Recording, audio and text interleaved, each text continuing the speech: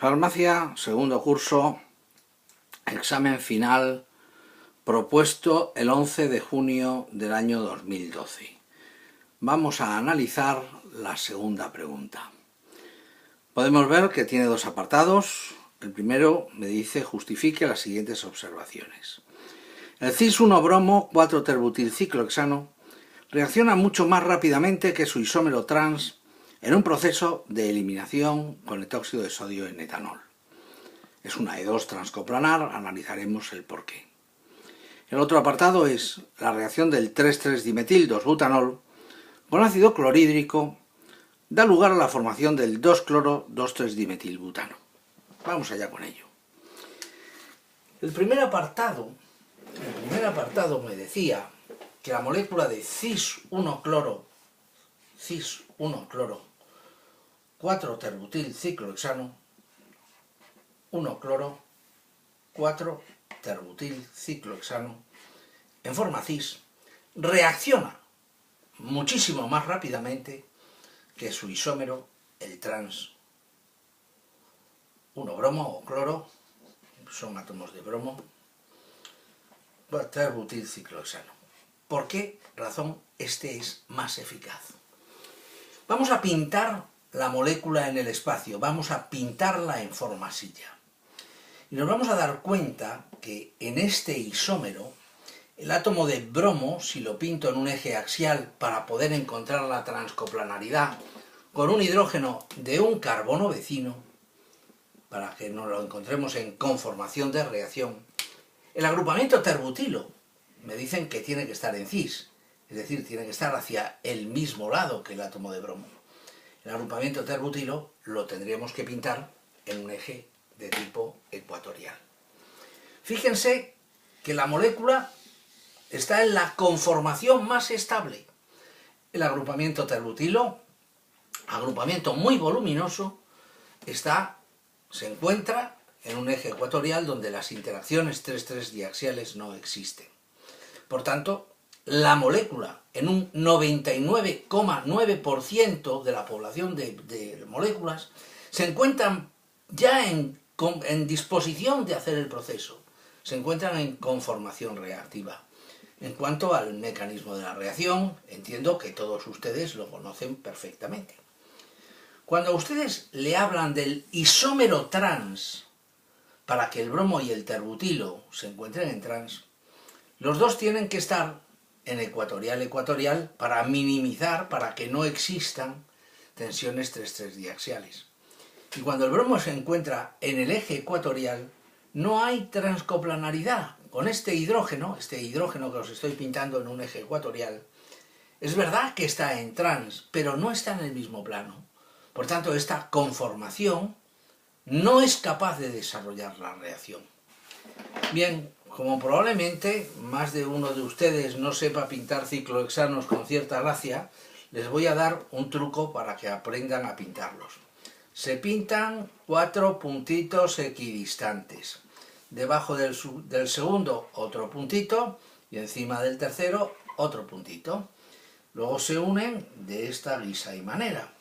Y fíjense cómo al pintarlos de esta guisa y manera les termina saliendo un ciclohexano más o menos aceptable.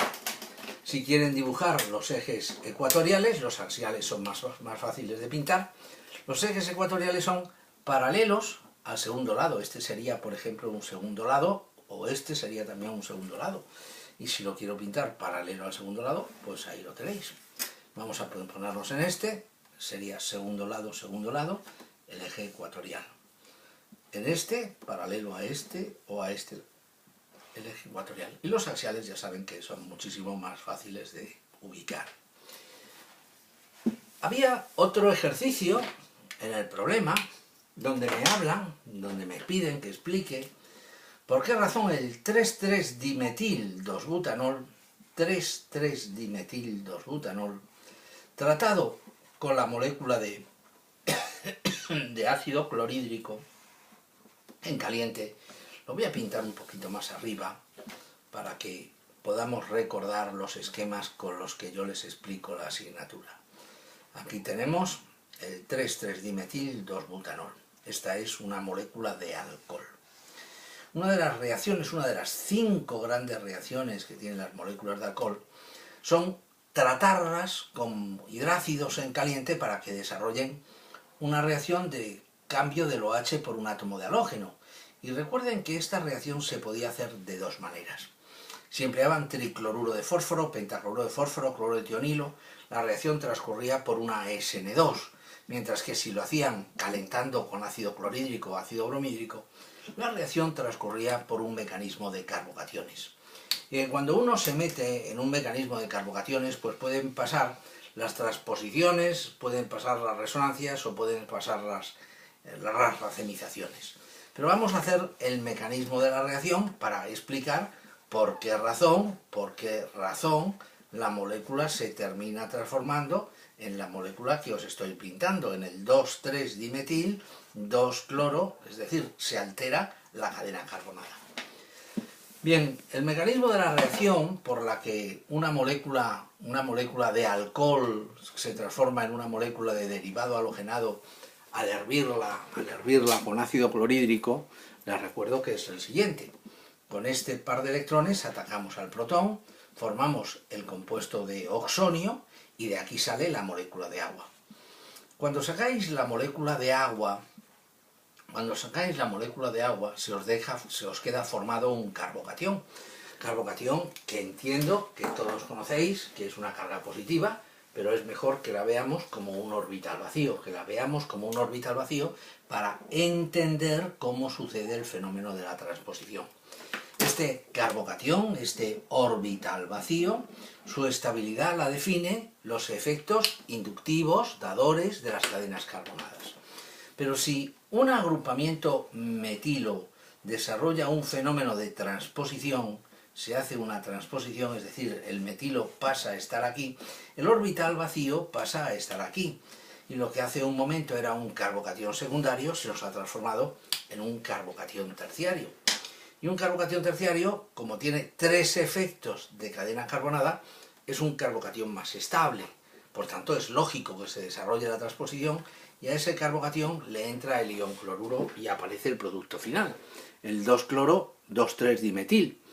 Bien, si lo pintamos, vamos a pintarlo bien, vamos a dibujar el 2-cloro 2,3-dimetil, sería este compuesto, habríamos entendido y explicado la reacción. ¿Qué podríamos hacer para explicar el fenómeno de la transposición? Vamos a ver si puedo haceros un dibujito donde entendáis, o por los que no llevéis claro lo que es el fenómeno de la transposición, cómo sucede esa transposición. Aquí tenemos un orbital vacío y en el carbono de al lado, aquí hay un enlace, aquí tengo un metilo, yo me encuentro, estoy aquí buscando, a ver si tengo 2 cosas que me puedan servir para hacer el efecto de los... Bueno, aquí tengo un electrón y aquí tengo, este electrón es un electrón gordo, pero bueno, me vais a entender. Estos 2 electrones están aquí en este orbital y son los que forman la conexión metilo-cadena carbonada. Fíjense que si este metilo gira el orbital y se lleva los electrones, uno era suyo y el otro era de la cadena carbonada, el orbital que queda vacío es este, por tanto se ha transformado en el carbocatión terciario. Bien, bueno, esto queda explicado, la pregunta número 2.